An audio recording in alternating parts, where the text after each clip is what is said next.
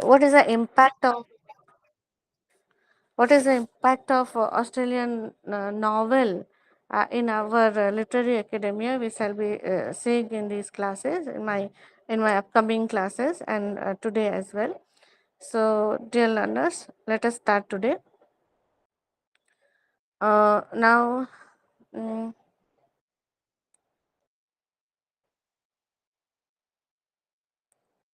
just hold on, learners.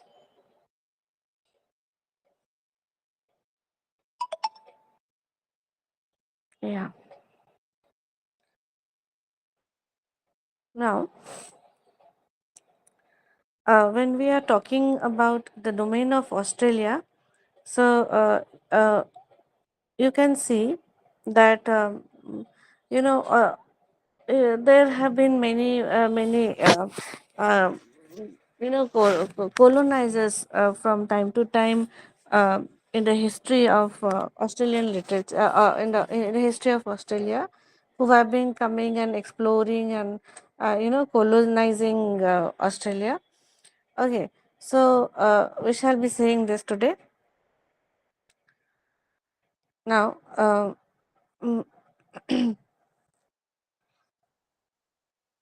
so we have particularly to deal with Australian novels. Now we shall see here that what exactly are the perspectives that Australian writers and Australian readers, okay, they prefer to read on. And in my previous class, that was yesterday's class, I was telling you that when I was teaching you that Australian part on the Australian domain of Commonwealth literature, I was telling you that mainly the bulk of Australian literature comprises of aboriginal literature, of aboriginal means like what we call tribe, tribal literature, they call it aboriginal literature. Okay, so aboriginal literature has a lot of impact in Australian writings. Okay, so now we will study and see how these aboriginal cultures have formed in our Australian novels. Number one.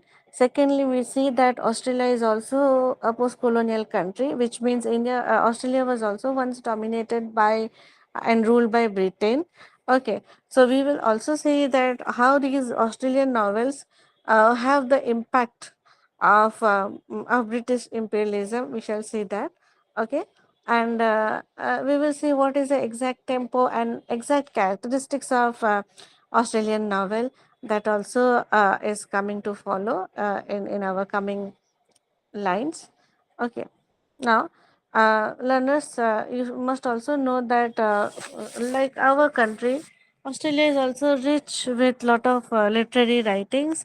There is a Nobel Prize winner also, Patrick White. Yesterday, I think during our discussion on Australian domain, I had told Patrick White is the Nobel Prize winner. Okay. And the Booker Prize winner also they have, and he is Thomas Keneally and Peter Carey. Thomas Keneally, okay, and Peter Carey. These two are the Booker Prize winner, whereas Nobel Prize winner is Patrick White from Australian domain.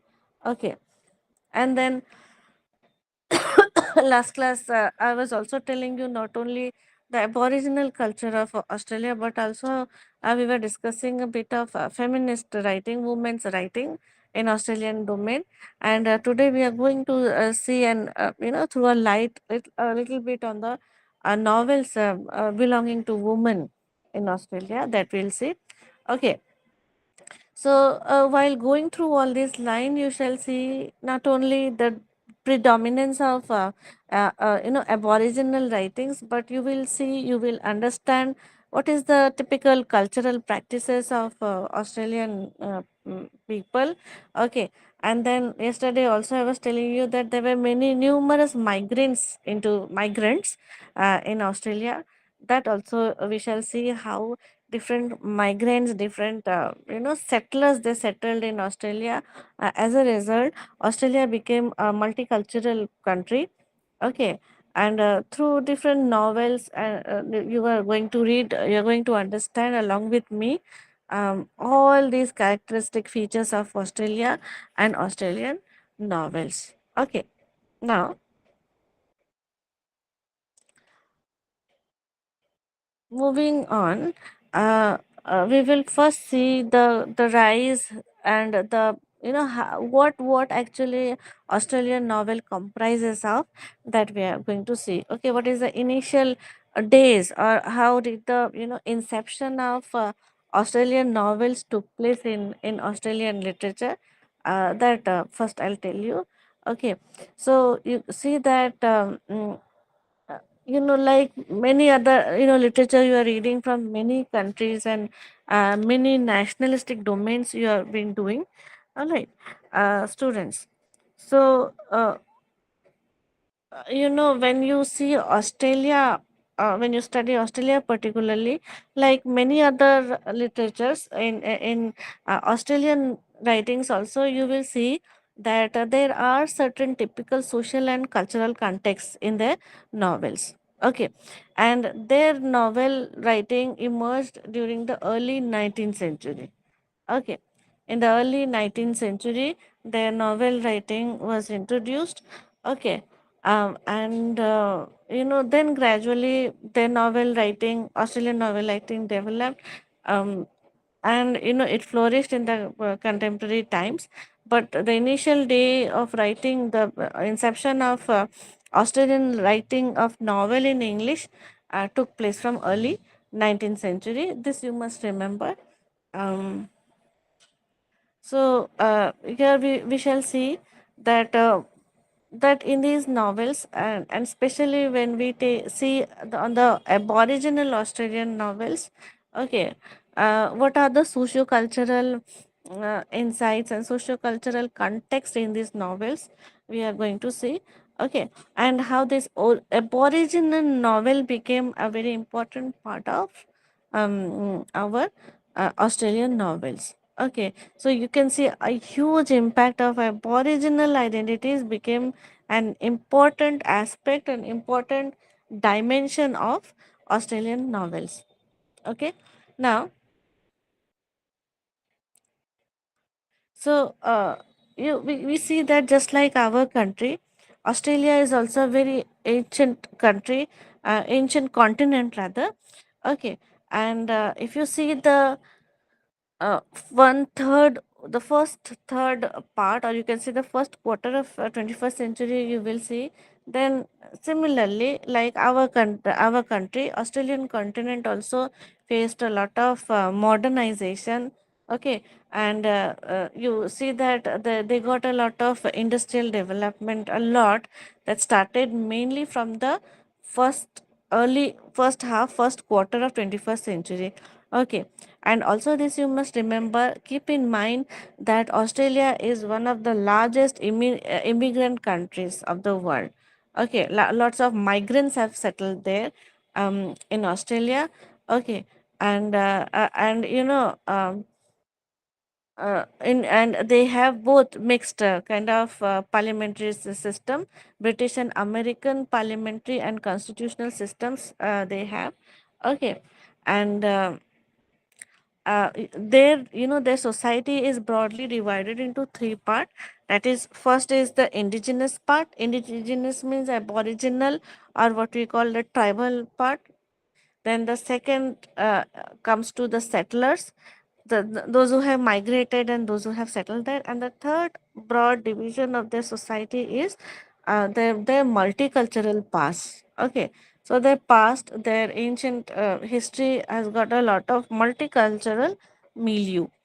Okay, now uh, first, as I told you, first aspect of their society is aboriginal Australia, the tribal Australia. Okay, and if you see, a lot of, historical digging has been done regarding their history. Okay, and you can see that actually these tribal people, or the aboriginal people, actually they are the natives. Okay, they are the natives, they are the early people. they are the natives, they are the early people, they are the ancient people of Australian continent. Okay, and they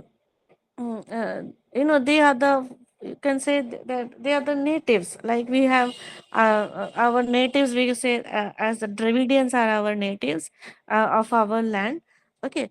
um, Similarly in Australia, you see that they are the Aboriginal people who are the natives and who are the most ancient dwellers in the Australian lands. Okay, so if you see Australia and if you study Australian history, then you can see that 60,000 years ago, these ancient people have been inhabiting Australian continent.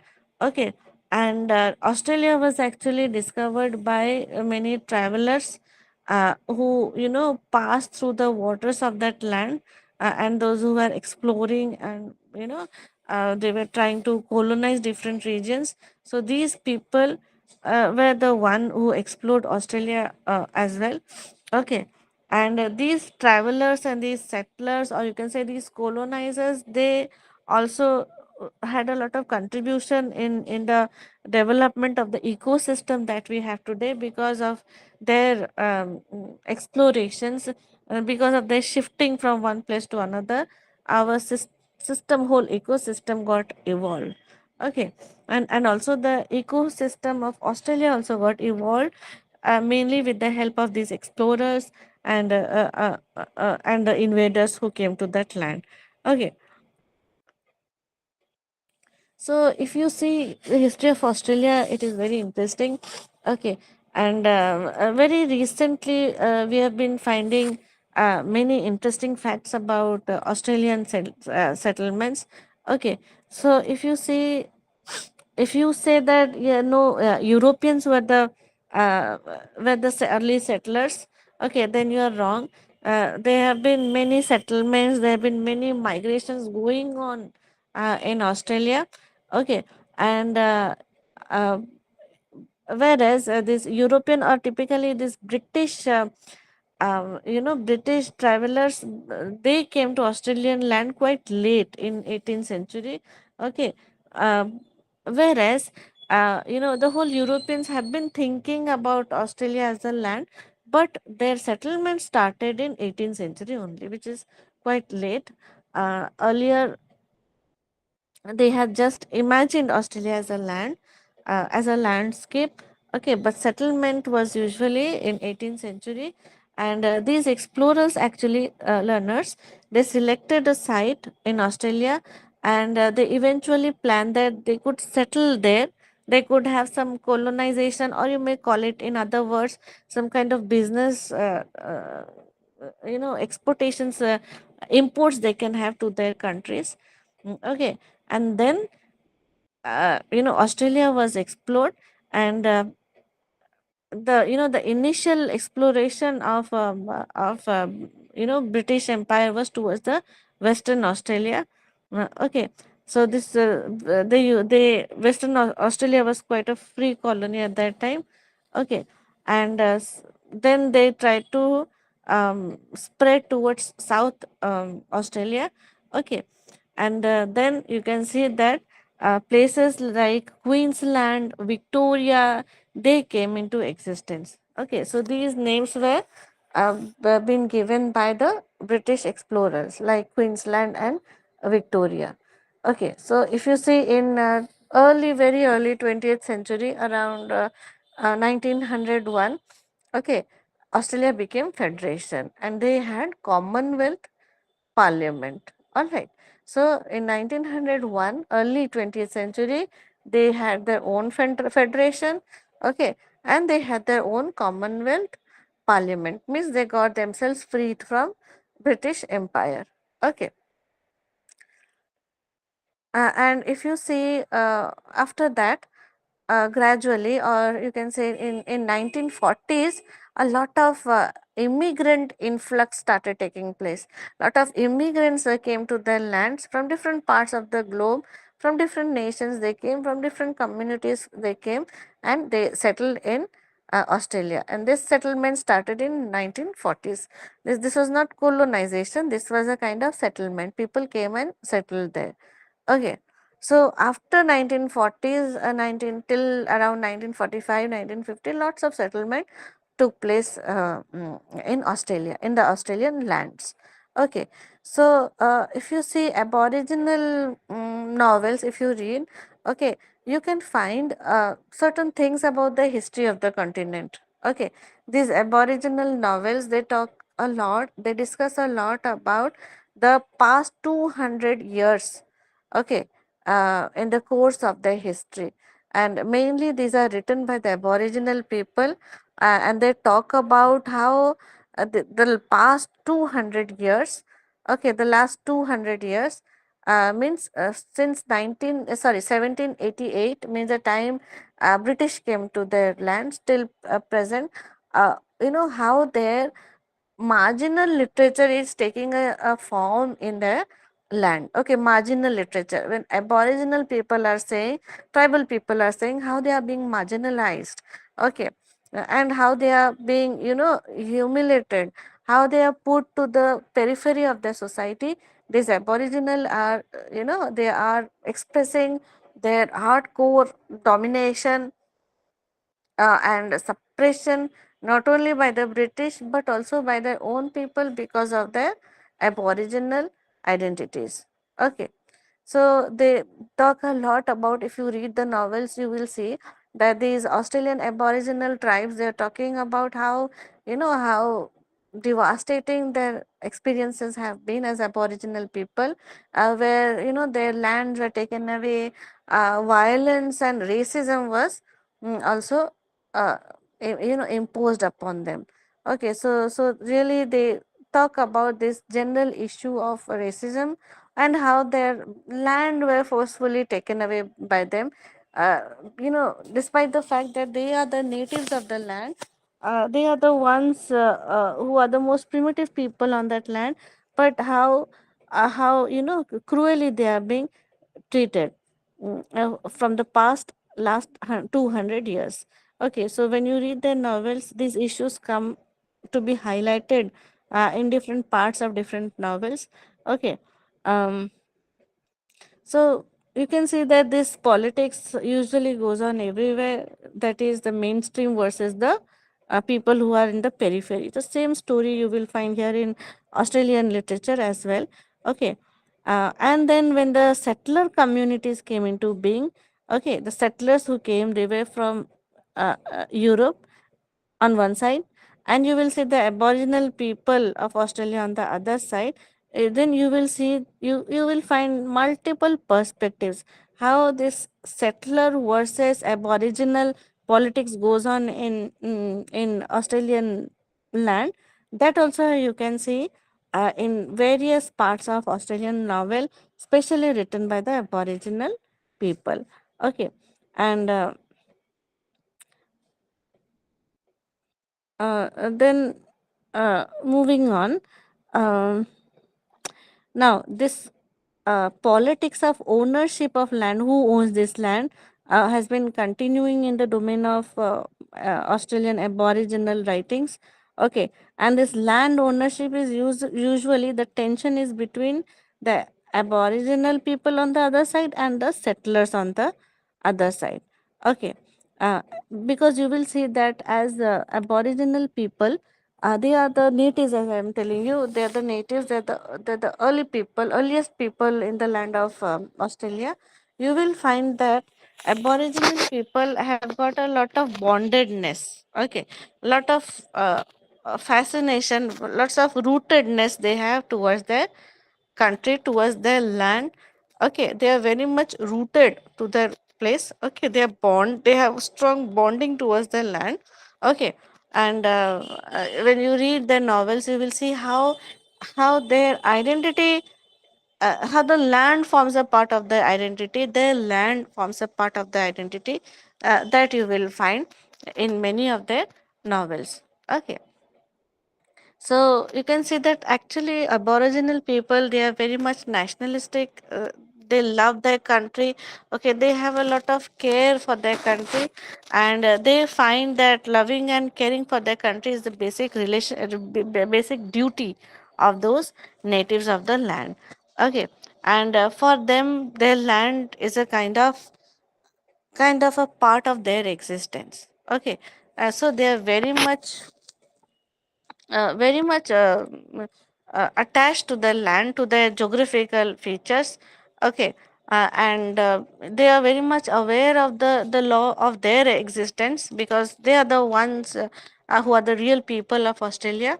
Okay, and in their creative writings, in their mm, novels and various other genres of literature, they express this bondedness towards nature, towards their land, towards the natural habitat of their continent. Okay,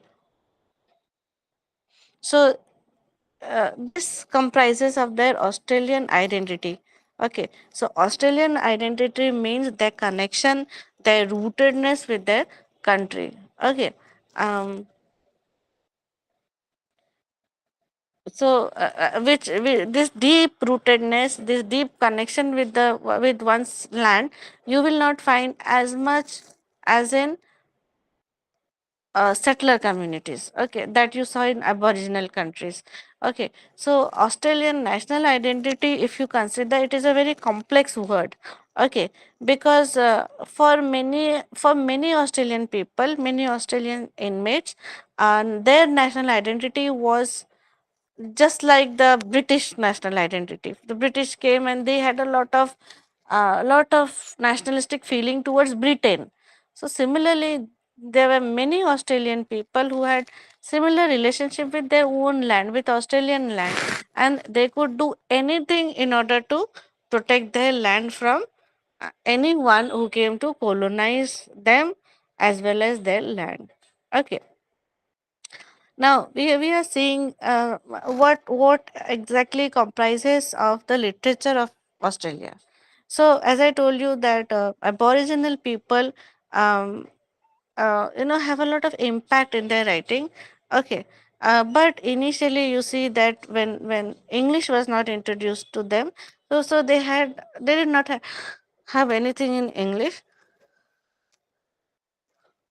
Okay, but gradually when they learned, they started writing. But if you see initially, um, they when they were not that educated, when westernization, when colonization had not that much of impact on them, so usually they had oral literature, they had oral songs, they had oral narratives, okay, which was passed down orally from one generation to another generation.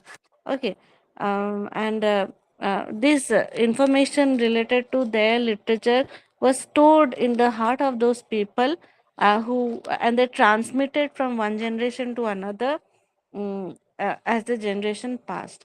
But as they got educated, as they got away from this western world and how things are written and how they are disseminated, so these people gradually wrote all these oral literatures in the literary forms. Okay, many wrote it in graphical forms also, many wrote in literary forms, and gradually these oral expressions lived on for many generations till today, with not only orally passing, but now it is written also. Those oral stories are now written by the people, the natives of that land. Okay, so you will see that Australia had a rich literary tradition. Okay, they had song cycles like we see in early British drama, that we see. So similarly, these people also had their oral song cycles. Okay, and they had their own oral method of creativity and passing on their literature. Okay, so uh, you will see that this publication of Udgeru Nanucals, okay, has written a poetry collection. We are going in 1964. Okay, Udgeru Nanucal. Okay, he has written his first poetry collection. We are going in 1964. So from here we see a lot of written collection is coming into existence. Okay, so if you see Udegeru, another one is Kevin Gilbert, Another one is Jack Davis. Okay, so they are the founders of contemporary Aboriginal literature. You're going to remember this, that Uday Guru, Kevin Gilbert, and Jack Davis, they are the founders of contemporary Aboriginal literature. Okay, and Uday Guru, Kevin Gilbert, and Jack Davis, they usually write uh, to to express their land rights, means the land rights of the aboriginals. Okay, they are challenging the racial stereotypes. Okay, and they are trying to reform, give a rename or restructure national identity, Australian national identity. Through their writing, they are not only talking about justice, and they are not only talking about the land right. Okay, they are not only challenging racism, but also they are redefining, okay, rewriting the whole issue of identity, Australian national identity. Okay, so these three writers have got a lot of contribution in the development of the contemporary Australian literature. Okay, Uday Guru, Kevin Gilbert, and Jack Davis. So you can see that Aboriginal writers, they are trying a lot to make an impact on the Australian history about Aboriginal identities. Okay, and those Aboriginal people uh, who are the real people of that land. Okay, and their concerns, their issues have been properly addressed by these writers, so that people around the globe, they can understand, they can comprehend what is going on in the Australian land. Now you will see that if you look at the history of indigenous writing, of Aboriginal writing, okay, it started from a very very low tone, from a very modest conception. Okay, and now gradually, from a very modest conception of Aboriginal writing, gradually it became a very important, very crucial voice in the Australian literature. Okay, because now this literature, they spoke a lot about the aspirations of the common Aboriginal Australian identities. Okay, and that is why after a period of time, you can see there is an acceleration in the pace of Aboriginal writings. These Aboriginal writers have given a proper shape, proper form, proper attribute they have given to the body of Australian Aboriginal novels. Okay, and so much of work they have done that Aboriginal novels have no more remained as marginal novels, but they have become a part of the mainstream novels. Okay, so they have moved on from the fringes of the history to the mainstream of the history with the help of many Australian Aboriginal writers. Okay, so this is how they came rapidly to the center stage of politics of expression, politics of narration in the domain of Australian continent. Okay, so if you see that Aboriginal writing also, if you see, they have passed through different phases in history. Okay, so mainly they have passed through three stages from the 1960s. Okay, uh, they have passed through three main uh, stages in history. Okay, and these three phases in their in the in the making of their own Aboriginal literature, they have faced a lot of troubles, lot of hurdles they have faced, but gradually they have come up from the margins of the society to the mainstream readers, to the mainstream academia, to the mainstream society. They have succeeded to struggle and move along, but initially they had it has to be seen that they had a lot of course to travel, lot of path to travel in the history of Australian literature. Okay, so here you can see that uh, if you see the poetry of Udayaguru is a very proficient poet, okay, of Australian land. So it is Udayaguru only who initiated political change in the 1960s. 1960s, you see in Australia a lot of political changes took place, and Udayaguru is one of the eminent figures who brought about this change in 1960s.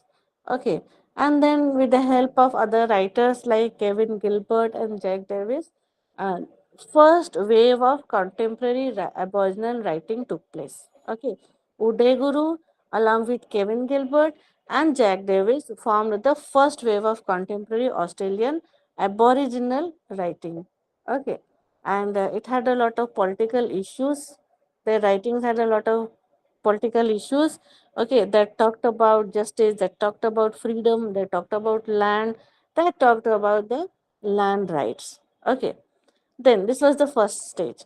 Second stage was the 1980s.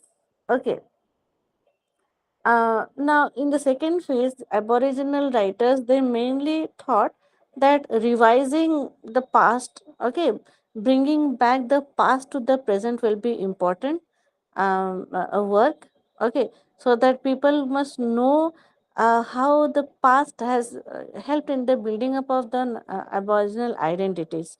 So they worked on the past, and works like uh, Pemulwuy, Pemulwuy, Pemulwuy. Pemulwuy was published in 1987, written by Eric Wilmot. Eric Wilmot has written Pemulwuy. Okay, this comprises of the second stage of Australian writing. Then the plays of Merritt and Davis, and this plays of Merritt and Davis, they talked about Uday Guru as the in the Rainbow Serpent Theatre. Okay, and this also talked a lot about their past. Okay, and how the poetry was written in the past. Then the third wave of that is the contemporary wave that came was Black Australian writing. Okay, and Black Australian writing, it began around 1990, and in this Black Australian writing, they paid a lot of emphasis upon what is supernatural, what is what do you say, what is mysterious, what is humorous. Okay, they started exploring these darker areas, and they tried to break down the boundaries of all forms of earlier literature. Okay, now this kind of experimentation went on in the land of Australia.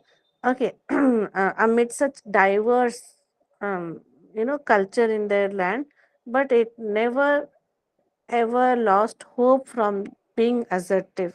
Okay, they were assertive, they articulated what was happening in their land, they talked about the political engage and social changes that was taking place in their land, and overall they tried to highlight that above everything, Aboriginal literature stands as the true voice of the people.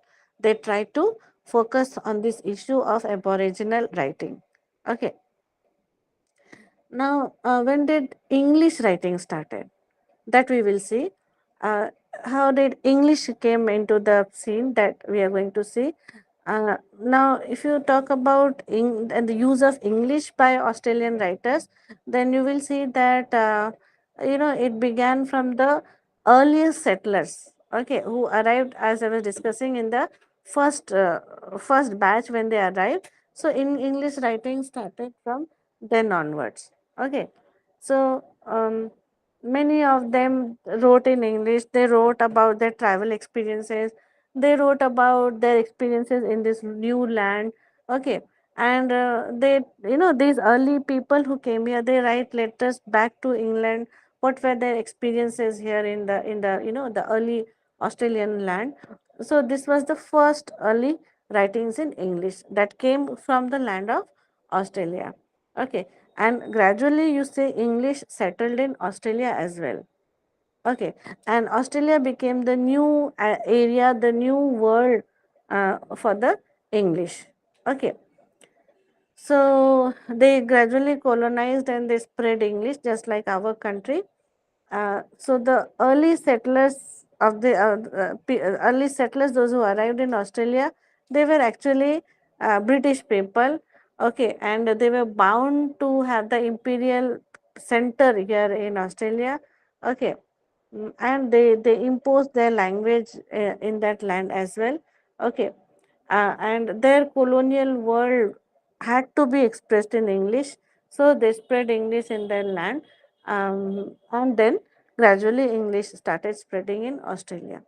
So through the language of English, they try to uh, uh, find out the familiar things, the familiar aspects in the unfamiliar land of Australia. Learners, just give me 1 minute.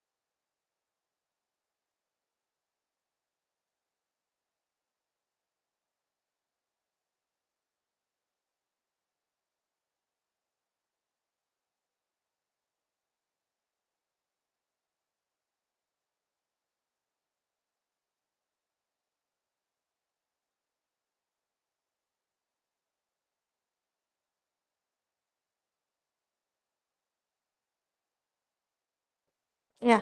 Okay. So, yeah. So, what I was saying that this is in this way English was got landed in Australian lands and then it spread.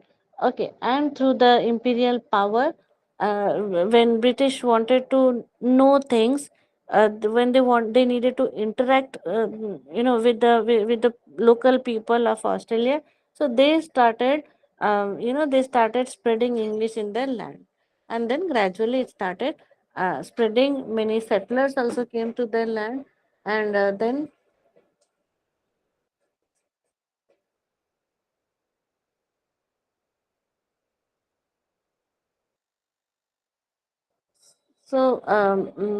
many settlers then gradually came to their land, and then gradually English spread in their area. So not only did multiculturalism bring English into their land because of many settlers in their land, but it was the British who initiated the whole system of bringing English into their land.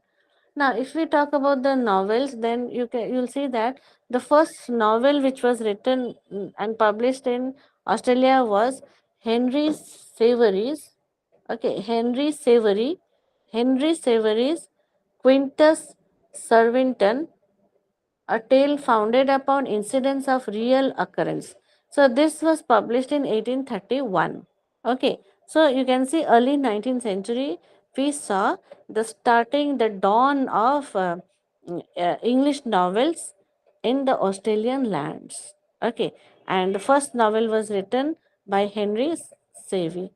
Okay, and this novel has a very light plot and it has got a good happy ending. Okay, and you can say it is a little bit you can say it is fiction and partially autobiographical. Okay, fiction narrative. Okay, partly fictional and partly autobiographical. This was the first novel in Australia. Then after this came Ralph Rashley and he wrote his novel between 1845 to 1850. Okay, sorry, Ralph Rashley is the name of the novel. Ralph Rashley. Okay, it was written from 1845 to 1850 by one convict. Okay, his name is James Tucker. This convict wrote the novel. This is the second thing. Okay, and another novel was written, uh, Moondine, Moondyne, Moondine. This was published in 1879. Okay, by O'Reilly. Then another novel came, The Broad Arrow. This was published in 1859 by a writer called Caroline Leakey. Okay, so all these novels, they talk about the convict system of Australia, and it talked about the horrors of the convict system there. Okay, but if you see Marcus Clark, okay, Marcus Clark, his novel, Natural Life. It was published in 1874. It was a very important and very, very, widely read novel, and it talks about the convict system that were and written in 19th century Australia. So, if you see 19th century, it was one of the very significant phases in the history of Australian novels, because we see many writings were very substantial writings were published during this phase in 19th century. Okay, many classics also emerged from Australian domain. Okay, Louisa Atkinson, she wrote Gertrude and the Emigrant. Okay, Gertrude and the Emigrant. This is a classic from the Australian domain. This was published in 1857. Then another writer called Catherine Helen Spence, she wrote Clara Morrison. This is also a classic. It was published in 1854. And Caroline Leakey wrote The Broad Arrow that I told you. This also became a classic. That was published in 1859. And Rolf Balderwood wrote Robbery Under Arms in 1888.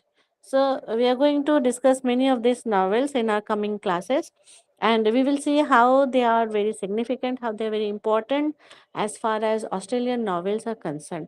Okay, so you can see that 19th century became a very significant, very important phase for Australia's literature, where you find bulk of substantial and as well as classic Australian novels were written during those phase. Okay, so and they addressed about the problems of conviction. They had a lot of nationalistic tempo in their writing in the earliest century, and this nationalistic tempo continued to till the early 20th century. Okay, and even another great book called Such Is Life was published by Joseph Furphy.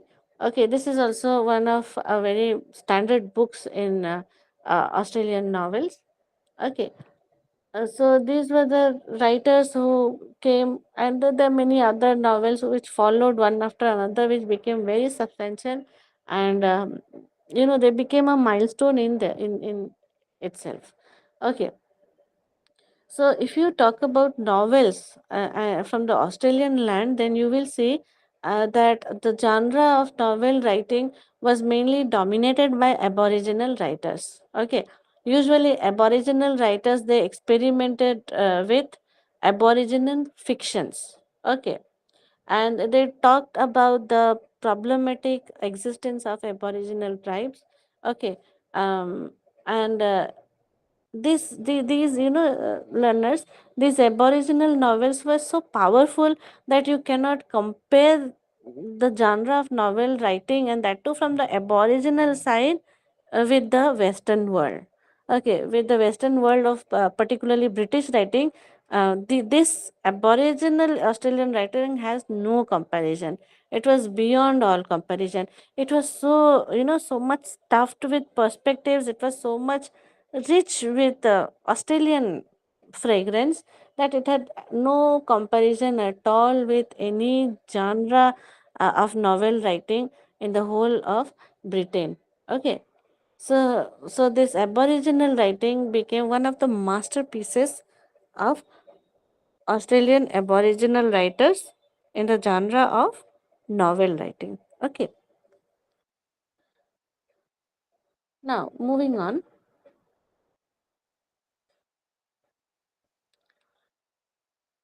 We were going to little bit pay more emphasis on the on the 19th century novels, and how modernism penetrated into the Australian novel, that we shall see. I'll tell you more about that.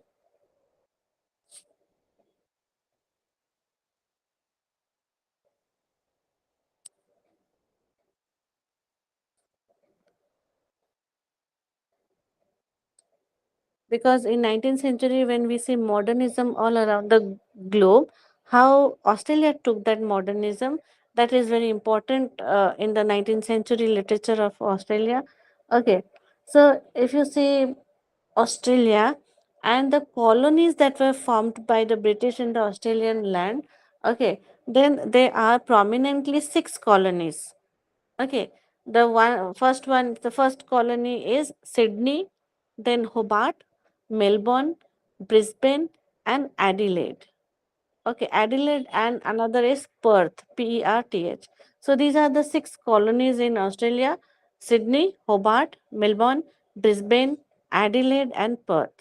Okay, so when English was spreading in Australian land like wildfire, then English colonies in Australia during that time um, witnessed a lot of people, lot of migrants arriving in the country. Okay, as I told you, uh, migration was huge starting from 1940s. Okay, and 1950s also saw a peak of migrants coming to this place. Okay, just the time following English, following the formation of English colonies in Australia. Okay, and with a lot of influx of these migrants, you can see they brought about modernism, they brought about changes, they brought about lot of business and commerce, they brought a lot of ideas of industrialization in the Australian lands. Okay, so if you read Elizabeth Webby's essay, The Beginnings of Literature in Colonial Australia, you will see that Elizabeth is trying to show you the exact social and cultural picture of the time. Okay, and that you see how Australian literature gave a high rise during that time. Elizabeth Webby is trying to point that out, and she says that it mainly happened due to the social and cultural factors of Australia during that time. And Webby also is pointing out that that books arrived in Australia along with the first fleet that happened, that I was telling you, in 1788. During the first fleet, as I told you, they they did not only wrote and gave their opinion about Australian lands, but also and, they brought books. They brought all Western books to the Australian lands. Okay, so Australian natives got face to face with the Western books, with the British books during that first, from that first fleet itself. Okay, so from those early days of settlement, they brought about this print culture. They brought about the idea of utilitarianism. That means a lot of emphasis on trade and commerce and business. Okay, and the books, which were not only a part of recreation, but also they were a part of part of trade and commerce, that was introduced by the people who came along from the first fleet itself during 1788. Okay, so they brought many ideas. Okay, starting from the earliest arrival in Australia. So similarly, religion also arrived along with books. Religion also arrived. Christianity arrived, and copies of Bibles were distributed, especially among the convicts during those days, to encourage them to gain some moral values. Okay, so these people brought Bible also. And here Webby is also saying in her essay that how library lending system took place, how it started. Okay, so we can see it had a lot of contribution from the British. So we cannot only talk negatively about the British colonialism, but British also brought for them books, okay, religion, And also they brought with them the library lending system. They brought for them the ideas of business and commerce and trades. And you know uh, you can say simultaneously their economy also improved. Okay. Then in 1821, first Australian magazine was published. Okay. And in 1826, in the place called Hobart, the public library also started. And in this library, they gave a lot of emphasis on moral and religious books. Okay. Now, if you see, if you read Webby's essay in depth, then you will find that educational institutes also got established in 19th century. Okay, uh, in Sydney, Melbourne, and Adelaide in 1850s, they also started to have the universities. Okay, so if when initially universities were established, they did not have English literature. Okay, uh, there were no teachings of English literature initially. Okay, um, but gradually English literature was introduced, and the books on English literature, they were considered to be the core of, they were considered to be the foundation of education. Okay, so in this way English gradually became an important part of their educational institutes. Okay. Now, with this first flight, we can see that they brought about the print culture also. So, this printing technology, it became available very early days of colonization. Okay, and reading became very easy for the people of Australia. Okay, so then um, then gradually this English reading and then writing followed, and gradually our English novelists in Africa also came into existence. Uh, Dear learners, just give me 2 minutes. I need some water, and then I'll be back just in 2 minutes.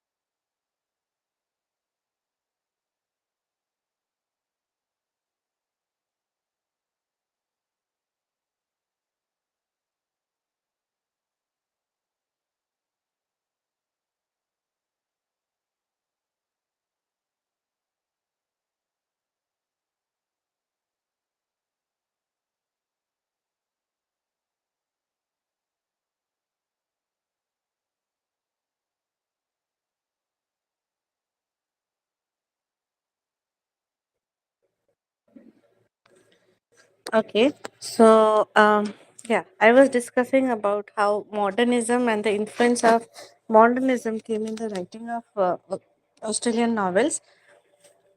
Now, Australian novels, they, as I told you, they took a proper shape and form from early 19th century itself. Okay, so and it is very interesting to know that first novel, Australian novel, was written by a convict. Okay, and he wrote on the convict experiences, and mm, for us, it is surprising that how is it possible that convict will write the first novel in Australia?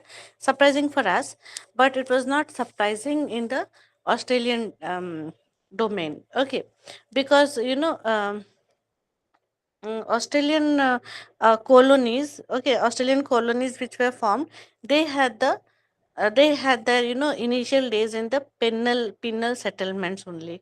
Okay, so later a critical work was done called the novel in English in Australasia to 1950. Okay, here the writer is K. Moffat, and he talks about the basic literary themes that overlapped each other during those days. So Moffat, in his critical work, he mainly focused on five areas, okay, which became the major theme in the early novels of Australia. So he says that these broad themes were encounters, settlement. Okay. Settlement means social, moral, as well as political. Okay. Then you will find cultural nationalism was also there, and they talked about the interior lives also. So these were the five broad themes that were usually experimented on in the Australian land during the initial days of writing Australian novels. Okay. So Moffat then talks about how the Australian experiences were when they were encountered with the British colonizers. Okay, how the indigenous people of Australia, they reacted when they saw the people from different country coming and invading them and then colonizing them. So how was their reaction? That was also projected in their writings. Okay, and you can see that aboriginal life and culture was dealt with in broad light in 19th century Australian fiction. Okay, so novels like Ralph Rashley, novels like The Immigrant, A Tale of Australia, novels like 50 Years Ago. Okay, they talk a lot about Aboriginal characters in their writing. Okay, so these novels, they have the Aboriginal content in their writing. So there are many Australian writings, Australian novels during 19th century. Okay, when they talk about the adverse effect of European colonization on the Aboriginal people. Okay, so if you see many novels, they did not talk about the coming of face to face of the Aboriginal people and the British colonial people, but also they talked about the harms that was caused to the fabric of Australian identities, typical Aboriginal identities. What kind of harm was caused to them, to the social fabric, was also one of the dominant issues of novels of the 19th century. Okay, so many novels gradually that came during 1950s, they moved on a little bit. They talked about their reaction when they saw the migrants face to face, and how their environment and how their uh, geopolitical system is changing with the arrival of such migrants. That was also discussed in their novels. Okay, and they wrote about how settlement stories. All right, they talked about the realities of the land. They talked about the environment that was having a flux, that was in a flux, that was changing. That also they wrote. Then they also wrote about how the old world existed and how the old world is coming to a new form with these migrants and also with these colonizers. These delicate issues were also addressed by the writers. Okay.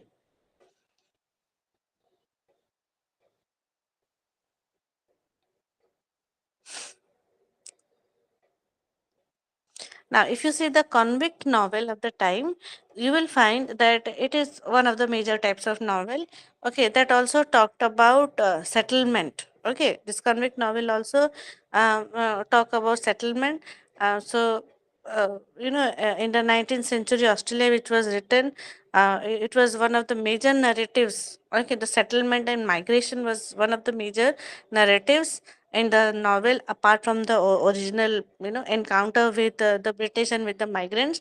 But they said what effect they had because of these migrants, how Australia faced changes. Okay, Australia faced flux due to the migrants. That was also very much elaborately discussed in their novels. Okay, and Britain also, they had a realism in their novel. Our Australian writers also experimented with realism in their novels. Okay, the novel called Settlers and Convict. Okay, it talks about ordinary working people and how they are working, and how they form a part of the social reality in Australian literature. That is discussed by them. Okay, how realism seeped into their society, and how they, what was their take on realism. They explain that very broadly in their novels. Okay,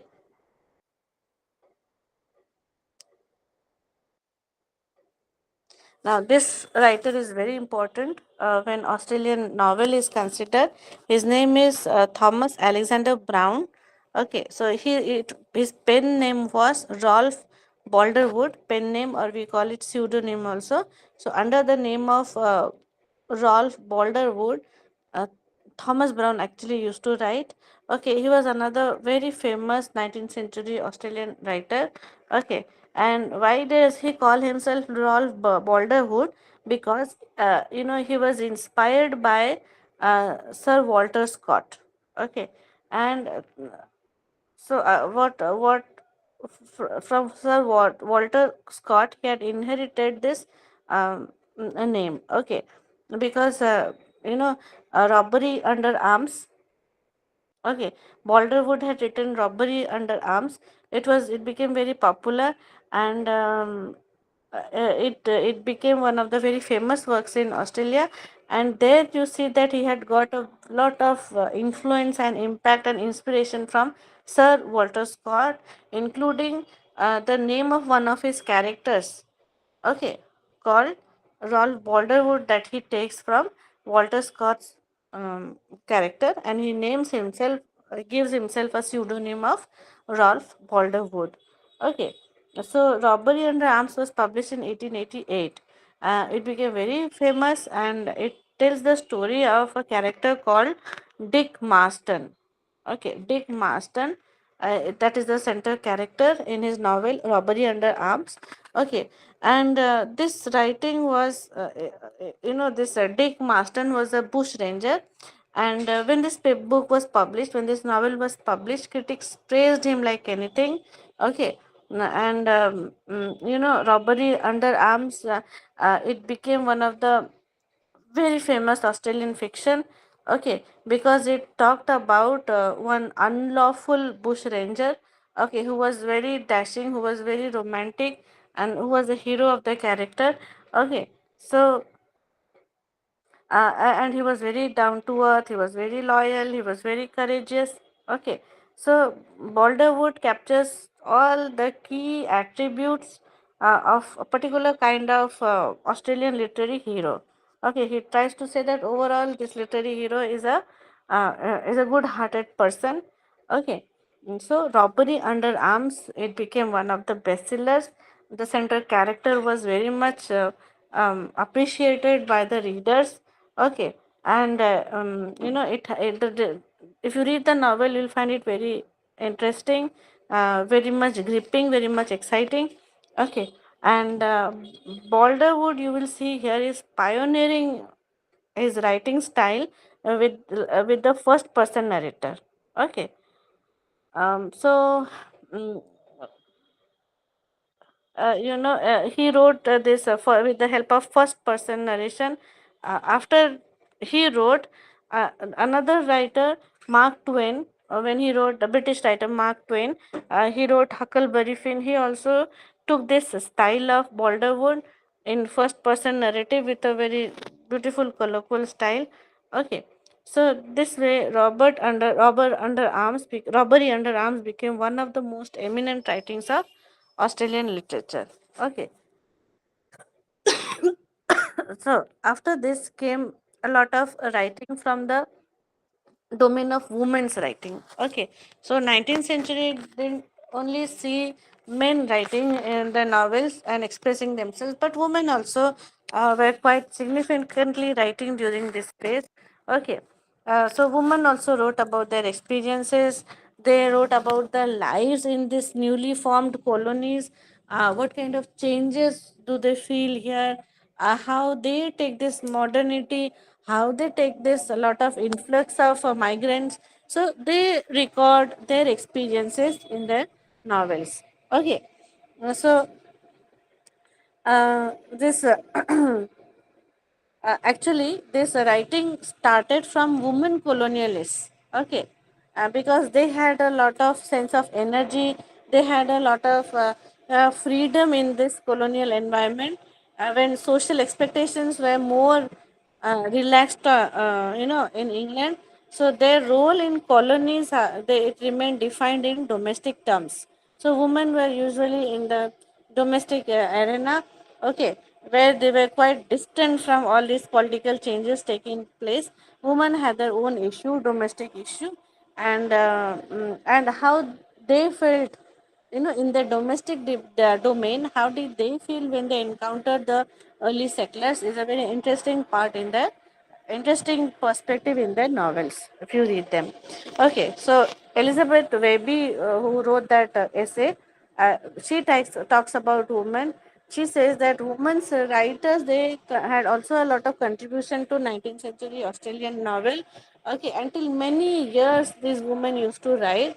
Okay, and but they wrote despite the fact that they kept on writing, this woman, Australian writers, but they were regarded as not authentic. Okay, they were considered as they were as if they are imitating from the English counterpart.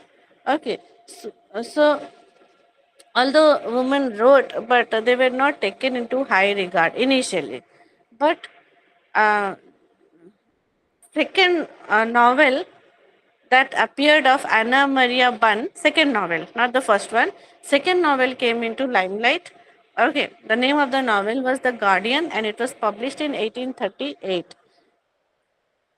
So this novel, when she wrote, she very privately printed this.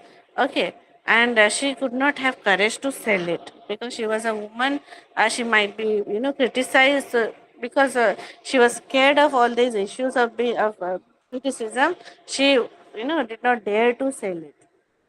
Now, there's another one called Catherine Helen Spence. Okay, she migrated to Australia from Scotland. This lady, Catherine Helen Spence, she came from Scotland to Australia in 1839. Okay, and usually it is believed that Catherine Helen Spence is the first Australian woman novelist, because prior to this, The Guardian was not sold. It was, prior to this, it was written quite early in 1838, but Anna Maria did not dare to sell it. She was scared. Okay, so the first novel that came out in the market was of Catherine Helen Spence in 1854. Okay, she wrote two novels. Clara Morrison, published in 1854, Tender and True, a colonial tale in 1856. So all the people believed that Catherine Helen Spence was the first, published the first novel in Australia, but the fact was earlier, about 20 years earlier, this was done by Anna Maria Bunn, but she did not circulate it. Okay, she was too scared to circulate. And then gradually it was decided that Clara Morrison was decided to be the best Australian novel. Okay, written by Catherine Helen Spence, and it was published in 1854. So Gradually, it was declared that it is one of the best Australian novels that was read by the people until then. Okay, so Catherine Helen Spence similarly got highlighted in the Australian domain. She was accepted by people, and her novel was broadly read as the woman writer in Australia. Okay, then the next writer was Louisa Atkinson. You must have heard the name because she's very famous. Louisa Atkinson, she was born in 1834 and died in 1872. Okay. So she is considered to be the first Australian-born woman novelist. Okay. If you see Catherine Helen Spence, she was not born. She was a migrant from Scotland. Okay. Whereas Louisa Atkinson, she was the first Australia-born woman novelist. Okay.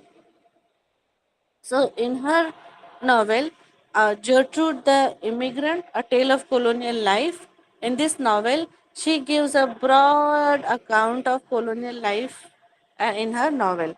Okay, Gertrude the Immigrant, it was followed by another novel called Kawanda, the Veteran's Grant. This was published in 1859. Okay. So, these were the most eminent work of um, Louisa Atkinson. Okay.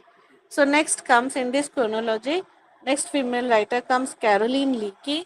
It was she survived from 1827 to 1881. Now I have already discussed this. She had written The Broad Arrow in 1859.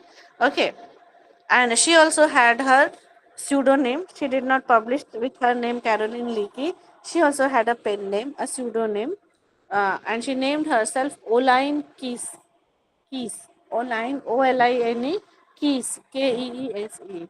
Okay. So Caroline Leakey with a pen name Oline Keys, she wrote few convict novels. Okay, female convict. She depicted female convict as a hero.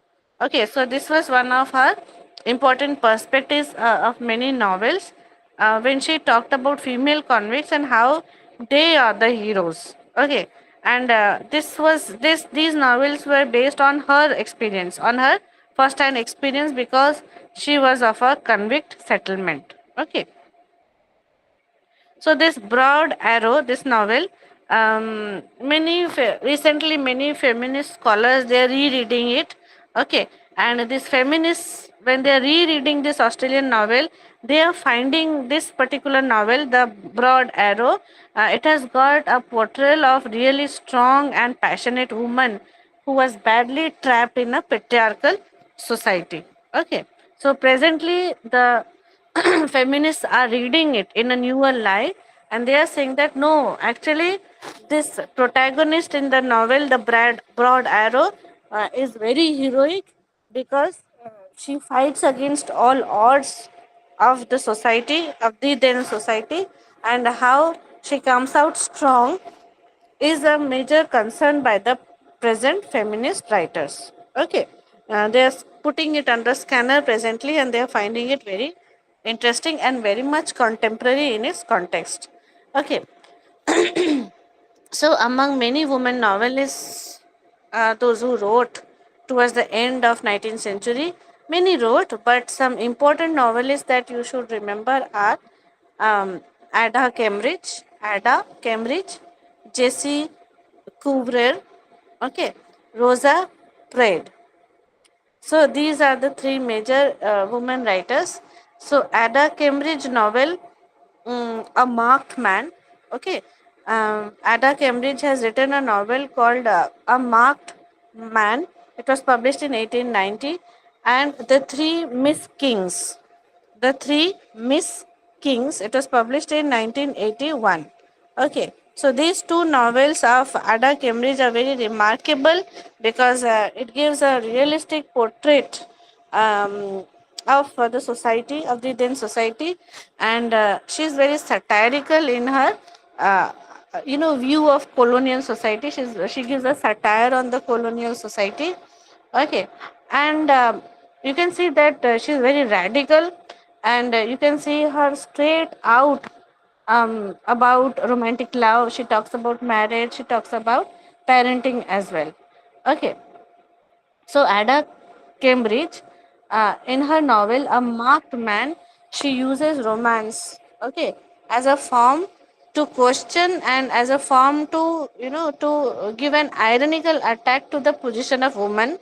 Okay, she's giving an ironical um, view on the institution of marriage, and also she's very ironical about the whole prospect of romancing itself. Okay, she's very ironical about all these issues of romance and marriage and being a woman in 19th century Australia.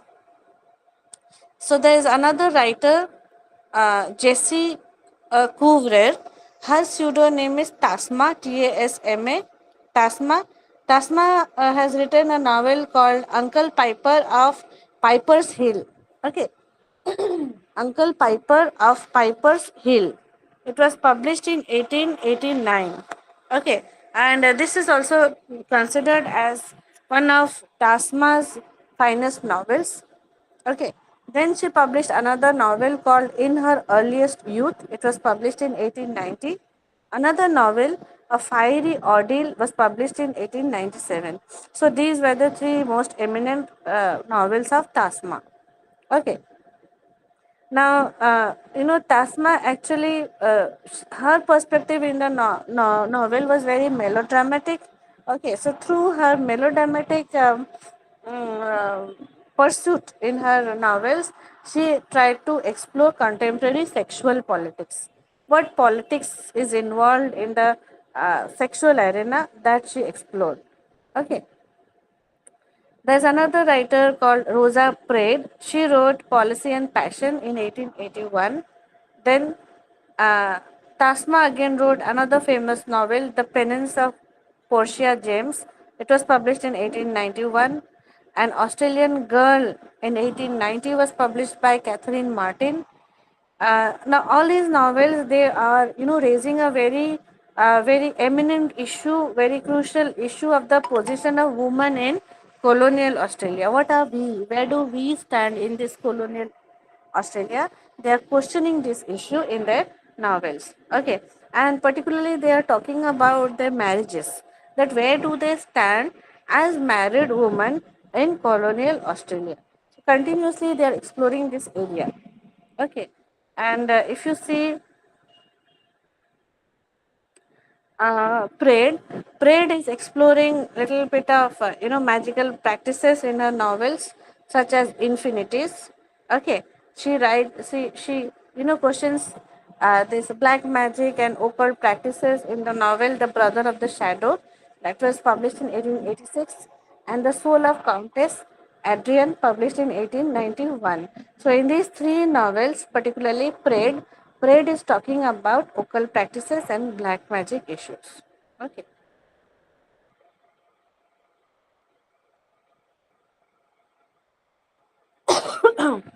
Now, if you talk about a woman, then we say, I've already said that they usually talked about their domestic lives. Okay, and they talked about marriage issues, they talked about women's sexuality in colonial Australia. Okay, but do you know that they also had a lot of contribution through their novels in nation building? Okay, so they contributed also in nation building with the help of their novel. Okay, so how did they help in nation building? That I'll tell you. Now, what happens?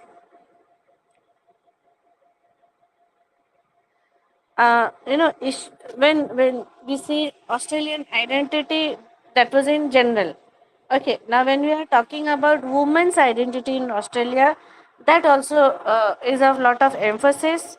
Okay, because it becomes a matter of concern, because when we are talking about only masculinity, only male identities, then it becomes very partial. When we talk about the second sex, when we talk about females in that domain, okay, then we get a balance of the whole societal structure of Australia of that time during 19th century. Okay, So at that time,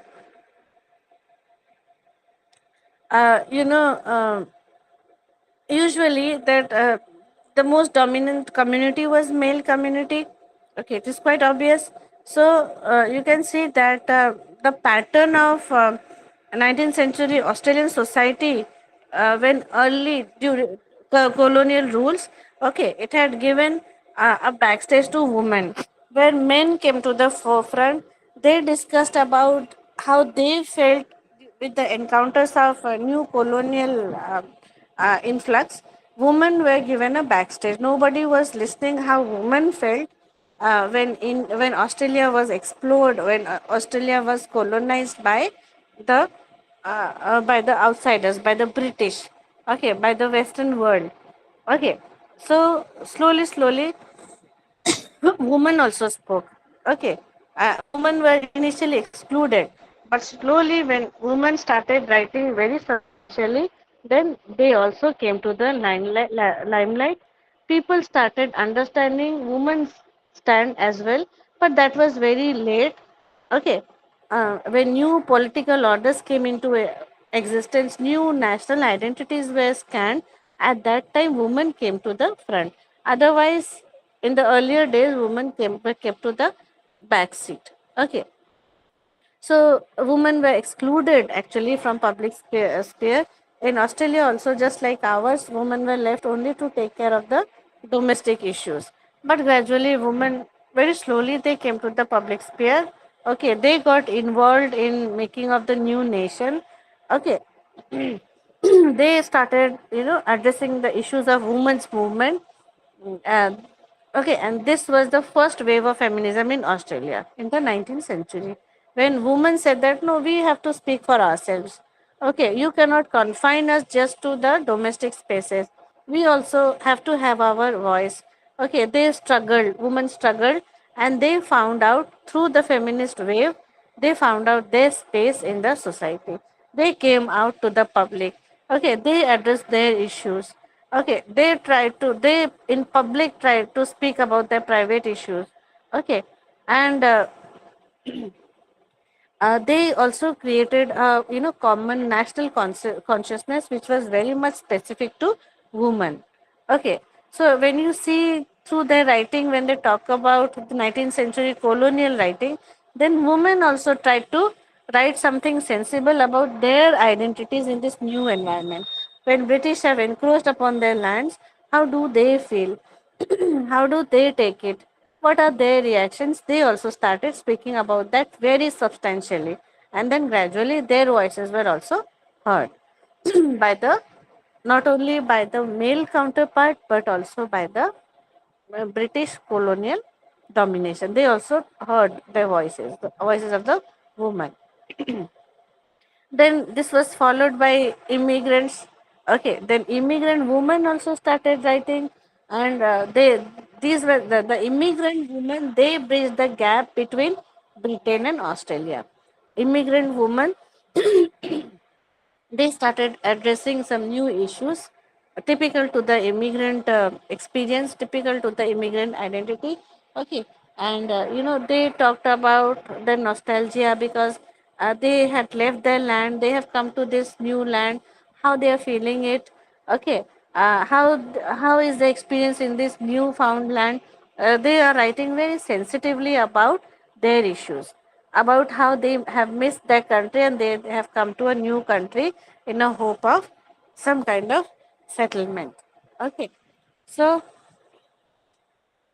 uh, they brought some fresh perspectives into the domain of Australian writings. Okay, now we are going to discuss in our coming classes more on 19th century women writers very broadly.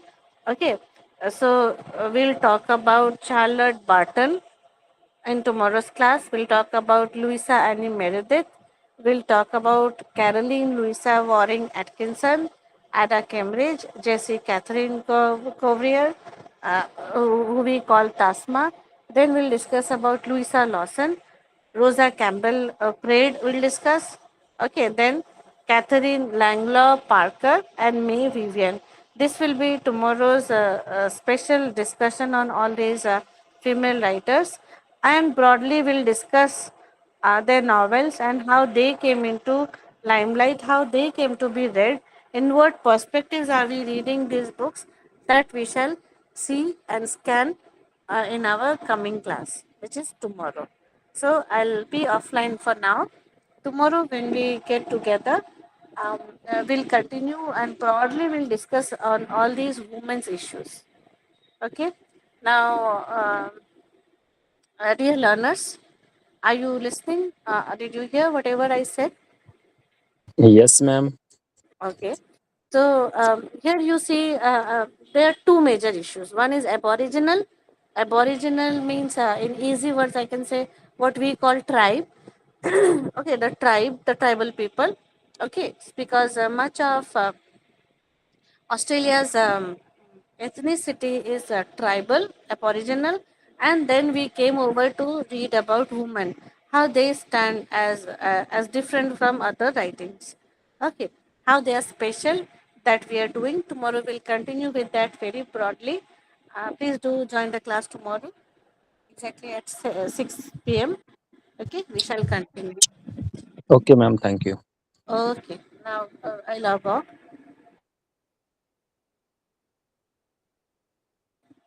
Thank you, everyone. Thank you, ma'am. Thank you, ma'am.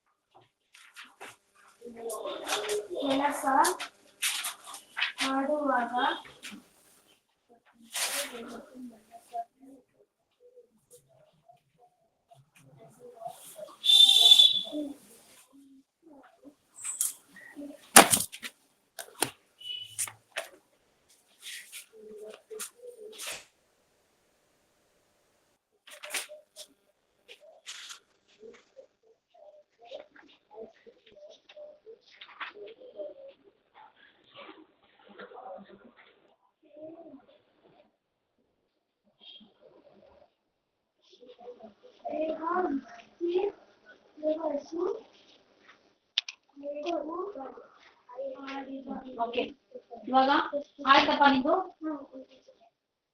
ಇವಾಗ ನಾವೇ I think I got one of your books yesterday ಒಂದು book ಸಿಕ್ತು ನನಗೆ ಇಟ್ಕೊಂಡ ಹಾ ಇವಾಗ ಮಾಡು ನಿದ್ದೆ ಬಂದಿದೆ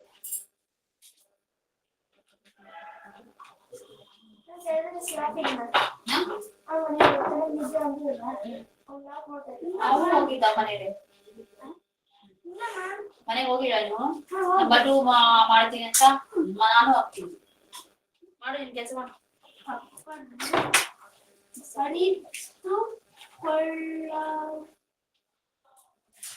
ಅರಿತುಕೊಳ್ಳಲೆಂದು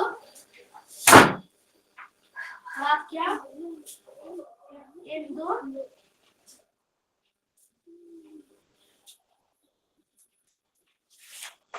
ಹೇಳಿದರು.